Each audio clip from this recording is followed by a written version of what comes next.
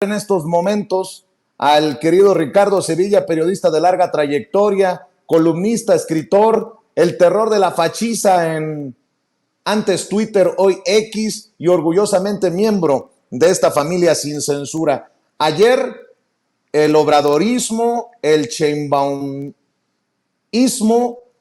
lo que le quieran llamar, este movimiento de la transformación mostró músculo importante, por ahí de 500,000 de personas en el Zócalo y en las calles aledañas, porque ya veo al saco de pus, Javier Lozano, a Pedro Ferriz Híjar, mentando madres, literalmente enojados y desesperados, tratando de minimizar estas imágenes o de ponerle peros, pero a mí nadie me lo contó. Ahí estuve y yo le puedo decir que en las calles aledañas no se podía caminar. Sí, se respetó el plantón de la Coordinadora Nacional de Trabajadores de la Educación, pero eso no significa que no se llenó el Zócalo, estaba a reventar. Y bueno, para hablar de estas y otras cosas, saludo con mucho gusto al querido Ricardo Sevilla. ¿Cómo estás, Ricardo? Querido Vicente, público memorioso, en efecto, estuvo a reventar, no cabía prácticamente ni un alfiler. A nosotros tampoco nadie nos lo contó y estuvimos ahí presentes, las calles aledañas, entienda usted, una de las calles principales que va a dar justamente enfrente del Palacio Nacional es la calle de Madero. Estaba completamente abarrotada, pero hay calles aledañas y esas mismas calles aledañas estaban que no se podía caminar. Contingentes llegaban a brindar el apoyo a la candidata de Morena a la presidencia de la República. En efecto, se contabilizó alrededor de 500,000 de personas, mucha gente. Vicente, estoy muy bien, así que hay que entrarle a este tema si quieres. Adelante. Por cierto, me llamó mucho la atención algo que dijo en su discurso la doctora Claudia Sheinbaum. Y vamos a ser muy cuidadosos para que en el INE no se vayan a enojar por la veda, pero me llamó mucho la atención que dijo, estoy segura que aunque muchas mexicanas y mexicanos no coincidan plenamente con nuestro proyecto o tengan preferencias por otras fuerzas políticas, todas y todos los mexicanos habremos siempre de caminar en paz y en armonía sin discriminación. Qué abismal diferencia de tono, de discurso, de no confrontación, sino de cerrar filas a todos los niveles. A mí me pareció muy potente esto que estoy compartiendo, pero al final es mi punto de vista, mi querido Ricardo. Sí, es sumamente potente. Aquí, Vicente, hay dos visiones digamos, de dos personajes completamente distintos. Hay que ver y analizar meticulosamente cuáles han sido los discursos, la narrativa, el sustrato de cada uno de los participantes. En este caso, dos mujeres y un personaje ahí, Álvarez Maínez. En fin, han terminado estos 90 días de campañas oficiales, muchos meses más, por supuesto, de precampañas. Usted puede hacer un análisis de lo que ha sucedido, cómo ha escuchado, qué ha escuchado, y en este momento se abre una tregua, un respiro en el bombardeo publicitario, Vicente. También en la contaminación visual, hay que decirlo, la demagogia que suele caracterizar a las campañas políticas, sobre todo a las campañas políticas de la derecha, sobre todo a las campañas de los conservadores, que están atestadas de cinismo, de mentiras, de charlatanería. Pero no crea usted que las aguas están calmadas, no. Yo diría incluso que es exactamente todo lo contrario, porque ahora sí vendrá lo mero bueno, como dicen en mi barrio, y es que los mexicanos y las mexicanas tendremos a partir de la primera hora del día de hoy 72 horas para reflexionar antes de acudir el próximo domingo a las urnas, y ahí sí será la hora de la verdad. Ahí sí es cuando veremos directamente a los ojos a la democracia y emitiremos nuestro voto. Un voto, por cierto, con el cual podemos renovar la presidencia, el Congreso Federal, 9 gubernaturas y más de 20,000 cargos locales y todo parece indicar, Vicente, hasta este momento, que la victoria de Claudia Sheinbaum será inminente y no solo eso, sino también aplastante. Y es que ayer, como tú lo mencionabas, Claudia Sheinbaum tuvo un éxito rotundo. La candidata de Morena a la presidencia de la República fue esperada y recibida con enorme algarabía. Las granjas de voz trabajaron horas extras, los vimos todo el tiempo, todo el día, toda la tarde y toda la noche, prácticamente no cesaron, estuvieron publicando críticas y denostaciones en contra de Claudia. Dijeron que la candidata de Morena no llenaría el Zócalo, pero repitieron una y otra vez ese mantra con la esperanza de que se hiciera realidad. Pero lamentablemente para ellos, Vicente, en la derecha, las cosas no sucedieron como ellos lo anhelaban. Las cosas ocurrieron en la realidad palpable, dura y tupida que los golpeó en la frente. Y ahí están estas imágenes, las imágenes de la gente que estuvo ahí esperando, apoyando, vitoreando, coreando, respaldando a este que ha sido denominado el segundo piso de la transformación, el segundo piso de lo que ya cimentó el presidente López Obrador. Acude Claudia Sheinbaum ya sin la presencia del presidente López Obrador. Es un evento muy interesante porque ahí ya viene la necesaria separación que debe existir entre el candidato y el presidente de la República. Se vienen tiempos muy interesantes porque todo marca, Vicente, que ganará Claudia Sheinbaum. Entonces va a ser algo muy, muy relevante porque mientras Claudia Sheinbaum va a ser, desde mi punto de vista, declarada la presidenta electa, todavía va a haber un presidente en funciones que va a trabajar hasta el último día de su mandato, es decir, que vamos a tener dos presidentes, un presidente y una presidenta que van a estar siendo apoyados por el pueblo de México, por el grueso de la población. Eso no se había dado prácticamente nunca, nunca en la historia de este país, y a las pruebas históricas nos remitimos porque incluso los mismos personajes que se decía que estaban siendo apoyados por los presidentes en turno, en realidad estaban funcionando como sus marionetas. Este no será el caso. Claudia Sheinbaum ha demostrado, como bien apuntaste al principio, un músculo muy importante, muy interesante. Hay imágenes a través de los teléfonos, están los drones, están las imágenes incluso de las propias televisoras corporativas, y eso los ha enojado muchísimo. Pascal Beltrán del Río, por ejemplo, en Excelsior, ya está llorando, ya está lamentándose. El empleado de Olegario Vázquez Aldir mordiéndose las uñas con los labios secos, porque todos están así, alicaídos. Revisa las encuestas y no lo puede creer, ni él, ni todos estos personajes que son coristas de la derecha. Todas las encuestas, todas las mediciones dan como vencedora a Claudia Sheinbaum, y eso es precisamente lo que sucederá. Sheinbaum ganará el próximo 2 de junio y eso nadie lo podrá detener, y eso precisamente es lo que irrita no solamente al director del periódico Excelsior, sino a muchos otros. Dicen que habrá sexenios, otros sexenios sin diálogo. Resulta muy interesante saber que Pascal y estos personajes de la derecha ya están viendo la realidad. Claudia ganará sí o sí, pero eso a ellos los indigna y los entristece. Pero déjenme decirles una cosa, porque aquí hay que poner los puntos sobre las íes. Esas no son las ideas de estos personajes, no son las ideas de los columnistas, ni de los articulistas, ni de los comentócratas, y no lo son, Vicente,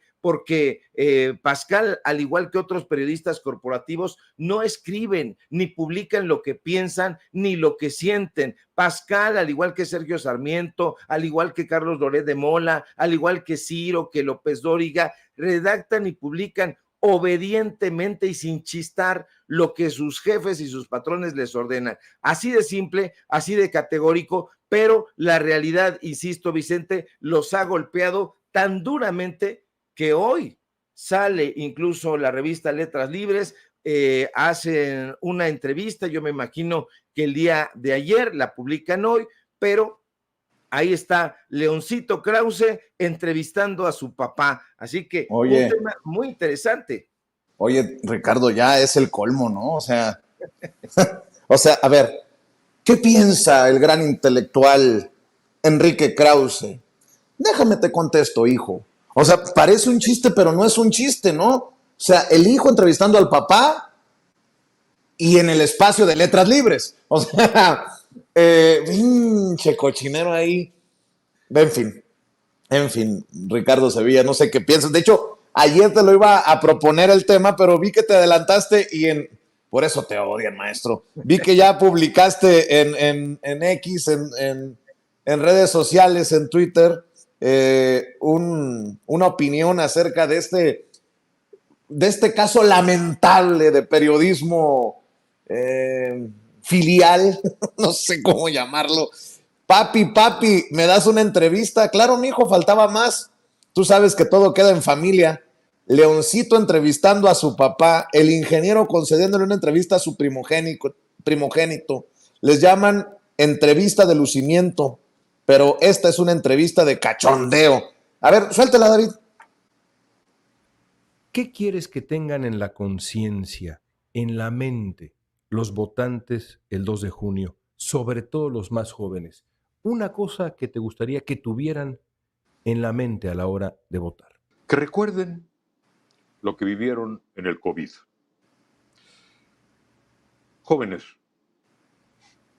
¿pensaban ustedes en la libertad de movimiento antes del COVID? No, ninguno. Nadie, ninguno pensábamos en la libertad de movimiento. Hasta que la libertad de movimiento se acabó y ya no pudimos ver a nuestras madres y abuelos y padres.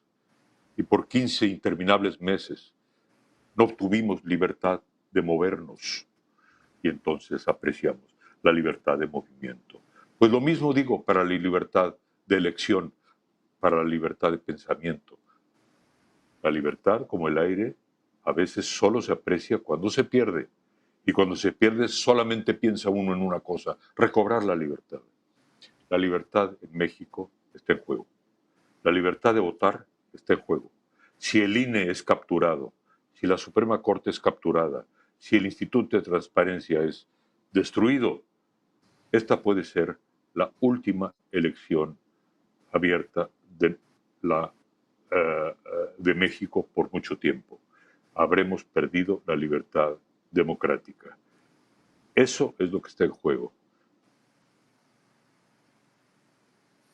Y bueno, no solamente eso, hay un extracto que, híjole, ahí sí me dieron ñáñaras, pero mientras lo baja y lo programa don David, dame tus punzantes opiniones, querido Ricardo Sevilla, como que el hijo le da lo pone en un nivel de, no sé, magnánimo al papá y me parece vulgar, grotesco, mi querido Ricardo Sevilla.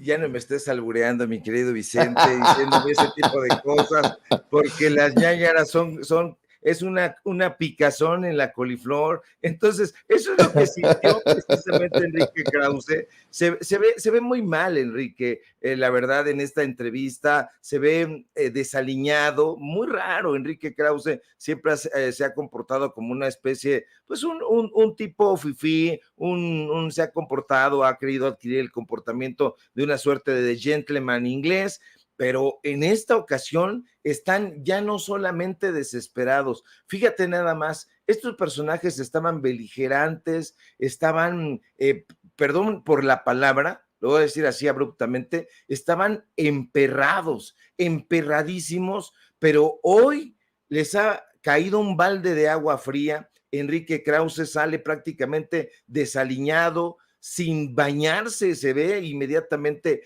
en el video, y salen a hablar puras estupideces, incongruencias. Dice Enrique Krause que cuando pierdes la libertad de respirar, lo único que extrañas es la libertad de respirar. Carajo, esa no es una libertad, Enrique Krause. Esa es algo característico de cualquier ser vivo, respirar. Entonces no vengas a decir estupideces que podemos perder la libertad de respirar, porque no es libertad y solamente así lo vamos a sentir. Por otro lado, dice que vamos a perder la libertad. Sí, se apropian del Instituto Nacional Electoral, si se apropian del Instituto de la Nebulosidad, de la Transparencia, le apodan algunos. Eso no es cierto, Enrique. Si se apropian de la Suprema Corte de Justicia de la Nación. No, lo que están lamentando estos personajes, Vicente, es que si la Corte es renovada, democratizada y la gente puede votar por los ministros y las ministras que los representen, se va a acabar el negocio personal, se va a acabar este negocio que parece un chistorete donde Enrique Krause se sienta en su negocio, el que dirige, el que administra y pone a su hijo a que lo entreviste, a decirle cualquier cantidad de charlatanerías. Eso es lo que se va a acabar. No puede ser posible que en un país que tiene tantos millones de periodistas, de escritores, de intelectuales, de académicos, de gente pensante, tenga solamente este puñado de opciones. Ya no les importa absolutamente nada, han perdido todo el decoro que en algún momento pudieron llegar a tener, porque ni siquiera se esmeran en decir, a ver, Héctor Aguilar Camín, ¿cuántos hijos tienes? ¿Por qué no envías a tu hija a que me entreviste y yo envío a tu hijo, a mi hijo, a que te entreviste? No, ya les importa un cacahuate, les importa un comino, y entonces sale este personaje y todos están por la misma línea. El tonto de Marco Levario, Vicente, sale a hablar de la Pantera Rosa. Entonces, ese tipo de cosas nos dan cuenta de que ya la desesperación derivó en algo muy triste para ellos. Están desolados, se respira en la derecha desolación, y eso tiene que ver con la derrota que ya están respirando. Van a perder, Vicente. 72 horas tienen estos personajes, y en esas 72 horas vamos a ver lo peor de lo peor, pero ahorita se ven sumamente aletargados. Escucha este extracto de los Krause conversando desde la intelectualidad sobre México y sobre todo sobre un personaje que odian, López Obrador.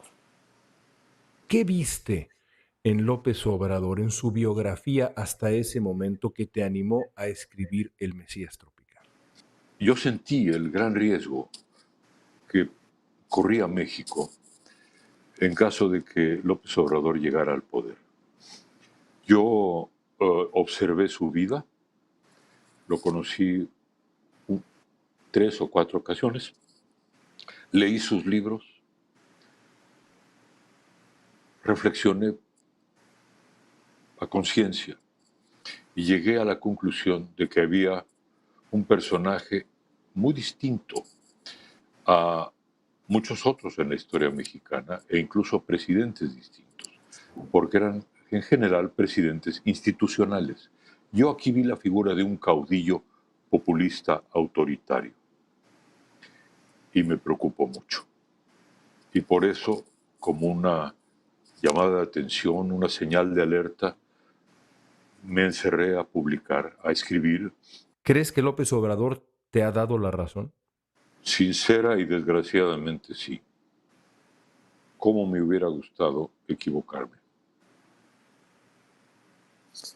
Ay, Diosito, cómo le hace falta recorrer México a los Krause para entender que sus opiniones pedorras no van de la mano con el México de abajo, con el México profundo, con el verdadero México, si me permiten la expresión, en donde los señores de la tercera edad, señoras y señores, esperan con gran emoción cuando les va a llegar su apoyo, o los jóvenes que estudian gracias a las becas, o los jóvenes construyendo el futuro, o el sembrando vida.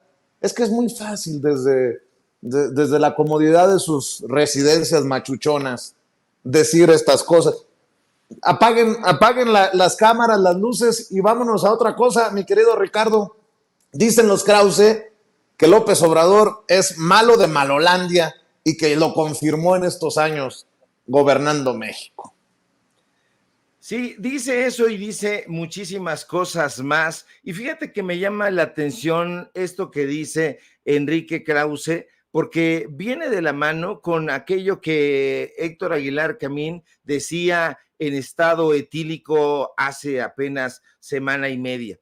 Héctor Aguilar Camín lo que necesita ante este lloriqueo, ante este jadeo, pues es un apapacho, y esos apapachos para ellos, porque es una metáfora, significaba que hicieran películas, que publicaran libros, que editaran revistas y libros y documentales que, por cierto, nadie veía ni nadie ve, pero que tenían a sus amigos porque los iban colocando en lugares estratégicos en la administración pública, en la administración pública federal, para ser más específicos. Ellos se encargaban de colocar, por ejemplo, al secretario de Educación Pública, así, de ese tamaño, a los últimos secretarios de Educación Pública hasta el sexenio de Enrique Peña Nieto obedecían a las órdenes de Enrique Krause y Héctor Aguilar Camín. Si no, pregúntele a todos estos personajes, pregúntele a los últimos secretarios de Educación y ellos van a hablar libremente de la amistad que tenían con estos personajes. ¿Eso qué significaba? Porque no era una amistad que no buscara algún beneficio pecuniario, no, era una amistad que tenía que ver con el dinero, con el interés, y estos personajes así lo llevaron a cabo. Hoy están tristes, usted está escuchando a Enrique Krause en una situación completamente lamentable, casi a punto del llanto, y por otro lado, Vicente, déjame decirte que ese libelo, ese triste texto que publicó Enrique Krause en Letras Libres, cuando López Obrador era jefe de gobierno, que le llamó el Mesías Tropical, fue después de un desayuno a donde lo invitó el entonces jefe de gobierno capitalino, Andrés Manuel López Obrador, para platicar. Pero el diálogo que siempre ha buscado el presidente López Obrador fue confundido por Enrique Krause como una especie de guiño. Entonces Enrique Krause se presentó a ese desayuno con la esperanza de poder llegar a un acuerdo millonario, porque además los acuerdos de Enrique Krause siempre son acuerdos millonarios, y no, el presidente López Obrador simple y sencillamente quería platicar con el supuesto historiador. Terminó eso en una suerte de debate que termina perdiendo Enrique Krause, y entonces ese texto que se ha editado y reeditado una y otra vez es lo único que ciertos personajes han logrado rescatar de lo que se considera la obra de Enrique Krause. Enrique Krause no es un personaje que sea leído, no es un personaje que sea referido, que sea citado. Enrique Krause no es un personaje que sea aprobado, ni querido, ni deferido, ni respetado en la academia. Enrique Krause no es un personaje que sea considerado un historiador. Enrique Krause, y así le gusta que le llamen, es un ingeniero, es un empresario cultural que ha hecho de sus negocios personales su motivo de vida. Le mandé una fotografía por ahí, porque fíjate que me llama la atención que ayer a las 10 de la noche, Leonardo Lomelí Vanegas, amigo de Enrique Krause, publica esta entrevista, le publican esta entrevista en el periódico español El País, y fíjate nada más lo que hace Leonardo Lomelí, que es amigo, historiador, supuestamente también amigo de Enrique Krause, porque dime con quién te juntas y te diré quién eres. Leonardo Lomelí, el rector de la UNAM, le dijo ayer al País que para mantener los programas sociales es necesaria una reforma fiscal. Ya está alzando la mano el rector de la UNAM, y lo que se le ocurre proponerle a lo que ya vislumbró que será el sexenio venidero es una chingada reforma fiscal. ¿Pero qué están pensando estos personajes, Vicente? Justo lo que tú apuntas muy bien. No conocen México, están en una burbuja y lo único que piensan es a través de su cubículo, un cubículo rodeado de privilegios. La reportera de ese medio de comunicación destaca en la entrevista que no es fácil llegar al rector, que el rector no concede entrevistas y en esa entrevista lo que dice, yo quiero que me vea la nueva presidenta y ¿qué cree que le propongo? Una reforma fiscal. ¿Quieren programas sociales? Yo tengo la fórmula ganadora. ¿Cuál es, rector? Que se aumenten los impuestos. No tienen la menor idea, son unos personajes rotundamente elitistas, personajes clasistas, que la verdad también haría muchísima falta que llegara la democracia a la UNAM. Fíjate que Lomelí dice que sí tenía diferencias con el presidente López Obrador, pero que espera que con esta nueva administración las cosas se calmen. Yo creo que mientras no se democratice la UNAM y otras instituciones, la calma no va a existir. Deberíamos de estar hablando también, yo creo que mañana habrá que entrarle con un poquito más de tiempo, mi querido Vicente, a Norma Piña. ¿Dónde andará Norma Piña? Vimos ahí que la gente se está expresando, que quiere también que haya una reforma necesaria al Poder Judicial y habrá que estar muy atentos a las expresiones de la ministra presidenta, porque ya ve que le gustan las cosas en secreto, ya ve que se reúnen en las lomas de Chapultepec con Alito Moreno, ya ve que que da órdenes e intenta amedrentar al Senado de la República. Eso es tomarse el papel de un caudillo y no lo que dice Enrique Krause, mi querido Vicente. Así es, y antes de que te vayas, grábeme, don David, quiero decir que la guerra sucia continúa y conste que yo lo advertí aquí ayer. Va a iniciar la veda, van a cerrar las campañas, pero la guerra sucia seguirá en serio. Seguramente se acuerda cuando le decía que la guerra sucia en Morelos, la oposición la había enfocado en ligar a Margarita González Arabia, a quien vimos en el templete ayer, candidata a la gubernatura en Morelos por la coalición que encabeza la doctora Claudia Sheinbaum, ligar a Margarita con Cuauhtémoc Blanco, que termina siendo uno de los exgobernadores más repudiados junto a Graco Ramírez en la historia de Morelos. En Puebla, ojo con lo que está pasando en Puebla, ojalá que la autoridad electoral investigue. Hay una cuenta falsa, ojo con lo que le estoy diciendo, una cuenta falsa del exgobernador Mario Marín, el gober precioso, una cuenta falsa que de pronto es retomada por personajes como Marco Levario Turcot, el director de la revista Etcétera, el peoncito de estos intelectuales y bueno, pues personaje de la calaña del saco de pus. En la supuesta cuenta de Mario Marín pide el voto por Alejandro Armenta, para que vean nada más qué perversos los de la guerra sucia. Hoy les pido su voto por Alejandro Armenta, un hombre a carta cabal, quien se ha mantenido cercano a mi persona pese a la infamia. Eso habla de su gratitud y su apego al camino que compartimos. Cuando yo era secretario de gobierno lo impulsé para ser alcalde de Acatzingo. Él tenía solo 25 años, no lo solté. Compartimos camino y valores, me acompañó como secretario de Desarrollo Social en mi gobierno, luego fue presidente estatal del PRI, sé que hará un gran gobierno, no te equivoques, vota Armenta. Lo que quieren, de último minuto en la desesperación en Puebla, los panistas, los priistas, los perredistas, es ligar infamemente, groseramente a Alejandro Armenta, el candidato de Morena a la gubernatura, con el gober precioso. Pero ojo, es una cuenta falsa que es retomada por supuestos periodistas, grandes periodistas como Marco Levario Turcot, quien escribe: en el último día de las campañas electorales, Mario Marín, el llamado gober precioso, expresó su apoyo a Alejandro Armenta, recordó su amistad durante su pasado en el PRI y convocó a votar por él. Así confirmó la relación estrecha que existe entre ambos, un político emanado del PRI y uno de los mandatarios más corruptos en la historia de nuestro país. No sé si logre ser efectivo yo para decirle, para demostrarle lo perverso de estas campañas, de esta guerra sucia de último minuto. Qué casualidad que Marco Levario Turcot no verificó la autenticidad de la cuenta de Mario Marín, siendo él cuasi intelectual, y me llama a mí de todos los adjetivos que se quiera usted echar o pensar, pero el pendejete no se dio cuenta o le ordenaron sus jefes que le diera vuelo a esta cuenta falsa del Gober Precioso.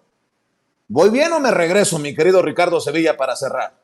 Vas muy bien, mi querido Vicente. Efectivamente, describes bien a este aspaventoso sujeto, para utilizar uno de los adjetivos rimbombantes que emplea este personaje barroco, un sujeto barroco que, la verdad sea dicha, no tiene nada que hacer en el periodismo, nada que hacer. Y mire que lo digo con toda certeza, con toda plenitud y con los pelos de la burra en la mano. Marco Levario no es un escritor, no es un intelectual, no es un periodista, no ha tenido lo que se llama en la jerga periodística ningún hit periodístico. Usted lo único que podría recordar, porque se recordó durante 5 minutos, fue aquella supuesta investigación que hizo basado en una revelación que nosotros realizamos, donde señalábamos que Xóchitl Gálvez había plagiado su informe, el informe con el cual obtuvo el título de ingeniera, otra ingeniera de las tristes ingenieras al estilo Enrique Krause. En fin, este personaje no hace investigación, no corrobora datos, no, es simple y sencillamente un porro,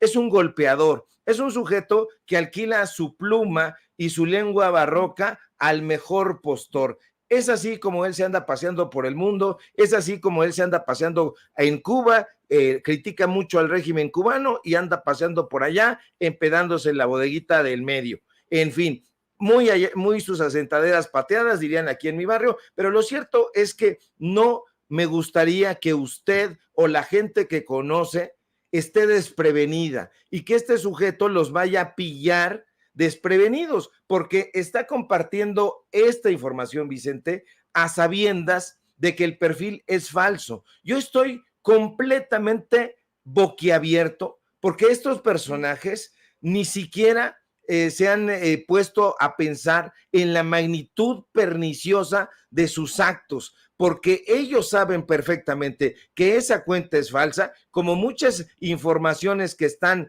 difundiendo, que están compartiendo, que están avalando, y lo que están haciendo es darle una patada en la cola a la moral, a la ética, al compromiso periodístico y abrazar por dinero esta cruzada infame.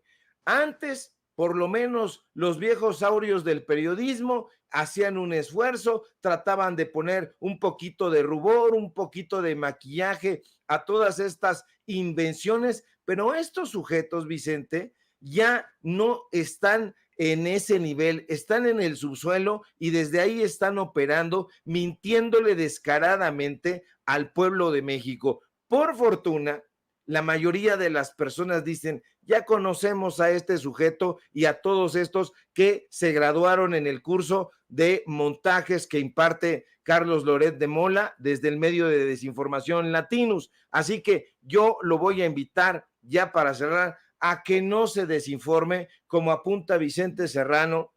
Van a estar durísimos porque en efecto cerraron las campañas el día de ayer, pero a partir de este momento está la clepsidra, el reloj de arena, el reloj de agua, marcando cada minuto, y cada minuto para las granjas de bots va a ser pagado millonariamente con la esperanza de mancillar la victoria inminente que tendrá sin duda el segundo piso de la transformación. No se deje pillar en eso, sepa perfectamente cuál es el código postal de estos sujetos y cómo puede averiguar su código postal a través del chayote. Vaya siguiendo el olor del chayote que huele muy hediondo y va a encontrar usted las patas apestosas de Marco Levario.